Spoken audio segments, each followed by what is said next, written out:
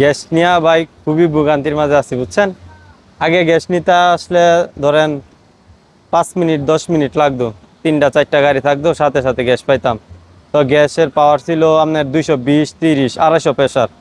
তো গ্যাস ঢুকতো 280 টাকার, 270 টাকা 290 টাকা এরকম গ্যাস ঢুকতো। এখন গ্যাস পাওয়া যাইতেছে 5 ঘন্টা 6 ঘন্টা অপেক্ষা করে গ্যাস পাওয়া যাইতেছে কত 120 টাকার 30 টাকার।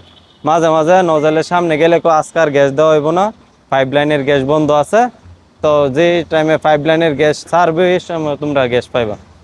আমার বাসা থেকে আসলে এখানে 30 গ্যাস লাগে আসা যাওয়ায়। তো ওই 2টা টিপ মারুন যা, কানাবাড়ি আড়ুভাঙ্গা 2টা টিপ মারা যা। রায়পুরা যাত্রীরা খুব ভোগান্তি আছে। যেসব গাড়িরে বলে যে রায়পুরা যাবেন মাপ চাই, গাড়ির গ্যাস নাই।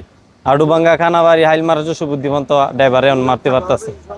নীলক্ষা আর রায়পুরার বাস স্ট্যান্ড প্রান্তশালার প্যাসেঞ্জারে খুবই ইয়ার মাঝে আছে, উট্টু দা মিশুক দা যাইতাছে এরকম অবস্থা। সরকারের কাছে আমাদের একটাই দাবি, এখন আমাদেরকে গ্যাস দিতে হইব। 5-10 টাকা দাম বাড়ালে আমাদের কোনো সমস্যা নাই, কিন্তু কি আমরা গ্যাস দিতে হইব, অ্যাভেলেবেল গ্যাস থাকতে হইব।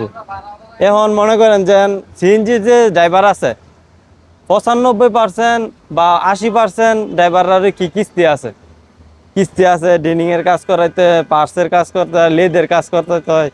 এরকম ভাবে আছি আর কি। আমরা এখন খুব হতাশার মাঝে আছি। অন্য কিছু কাজ করতে হবে এটা বাদ দিয়া, এটা তো এরকম ভাবে সম্ভব না। একদিন যদি গ্যাস নিতে জাগা 100 টাকার গ্যাস 2টা খানা বাড়ি মারলে কত আইব, 300 400 500 টাকা আইলো। আমার কাছে এই পাম্প আসলে আপনার এক বেলা খাইতে হয় 150 টাকা জায়গা।